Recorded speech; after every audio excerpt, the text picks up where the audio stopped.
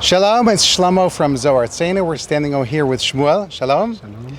And we are standing in front of a beautiful Beit Medresh in Yerushalayim, Ir HaKodesh in Jerusalem. It's called Beit Medresh, Lhalacha, Bihityashvut.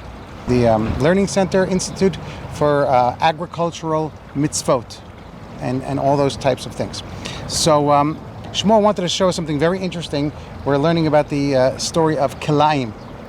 And maybe you can show us what we have and explain to us what Kilayim is and how we can actually see an actual example of it.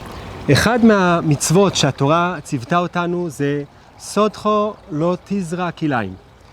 אז יש את I'll just translate. One of the laws in the Torah about fruit trees is you should not have kilayim, and we'll explain what that is.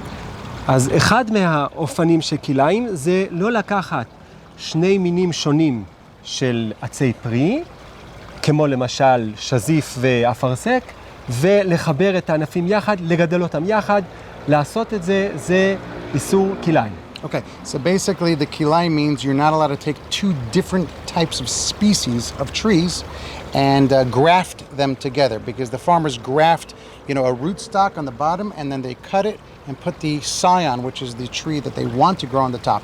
So you said אפרסק, שזיף. Afarsek shazif, so like a peach and a shazif plum. Right, a peach and a plum, you don't want to mix them together. אז יש לנו פה דוגמה של מקרה שקרה אתמול.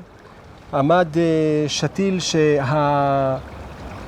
שהמוכר שמכר את זה חשב שזה מישמיש. החלק העליון... I'll just explain. So this is an example of a tree that they just got yesterday, which is kilayim. It's not kosher, and he's explaining why. They got it from a mashtela, a nursery.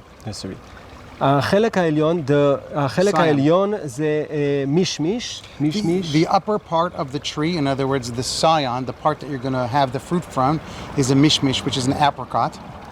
והוא היה אמור להיות מורכב על סוג אחר של מישמיש, שהוא מתאים להיות קנה. It was supposed to be grafted, and this is where the graft point is, you can see it right over here. It was supposed to be grafted on a rootstock of another type of mishmish apricot, type of tree. אבל למעשה גילו בהגינה שמהחלק התחתון יוצאים עלים בצורה שונה לגמרי מהעלים העליונים. זאת אומרת שהעלים האלו הם באמת עלים של מישמיש, אבל העלים האלו הם לא של מישמיש, הם של סוג של אפרסק או שקד, או מינים שהם תערובת של אפרסק ושקד ושזיף, שזה מינים שיכולים להתערב ביחד, אבל הם בהחלט הם לא המין של המישמיש והם אסורים לגדל. Right, so if you look at it, it's very interesting. You can actually see a real live example of this. These leaves on the top are apricot leaves. They are mishmish leaves. You can see they're wide, right? Like this. They're round. But if you look, what happened was he left this out of the ground slightly just to check it, because this is a mashtela nursery that cares about the mitzvot. And he waited to see what happens from the bottom. And out of the bottom came a new branch. And this branch is from the rootstock, not from the upper grafted scion stock. And you can see the leaves over here are a completely different species. It is not mishmish. This is not apricot. He said this is from afarsek. Afarsek is a type that it's a mix of afarsek. It's a mix of shaked or shazif. Right. So it could be a mix of an almond or peach type of tree, right, which is completely 100% asur. It is forbidden. So this tree has to be, what are they going to rip it out? So yeah, אז בכזה מקרה שמגלים מזהים עץ שהוא כליים, שהוא הרכבה אסורה, החיוב הוא, כמו שהשולחן ערוך פוסק, ביורה דעה, סימן ר' צדי ה', שאסור לקיים, אסור גם להשאיר את העץ לגדול במצב של כליים, וצריך לעקור אותו ולתת לו להתייבש, כיוון שזה עץ שהתורה אסרה לגדל. וההלכה זה במשנה, שמסביר זה? האופן של איסור קיום כתוב במשנה, וראשונים הפוסקים מסבירים שמדובר גם על עץ מורכב.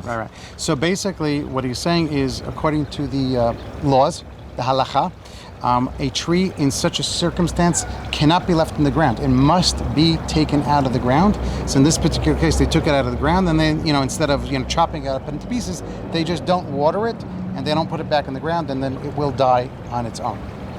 כן, אז ובאמת הנושא הזה של העצים המורכבים והניסיון לגדל רק עצים שהם באמת מותרים, זה דבר שהוא דורש הרבה שימת לב, הרבה מאמץ, שיתוף פעולה של בעלי המשתלות והאנשים שבאים לקנות, שהם באמת יחפשו עצים שהם באמת מותרים, וביחד אנחנו באמת נצליח לא להיכשל חלילה ולקיים את כל המצוות של התורה כמו שהקדוש ברוך הוא ציווה אותנו. Right. So what he's saying is it's very, very important for the mashtelot to make sure that they know about these mitzvot, because this particular mashtela didn't do it properly.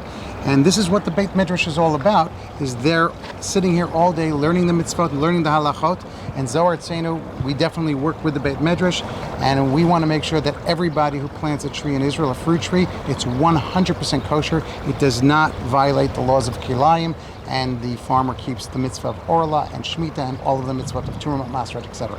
So thank you very much, Shmuel. תודה רבה. Okay, shalom. Plant your trees now at IsraelTrees.org.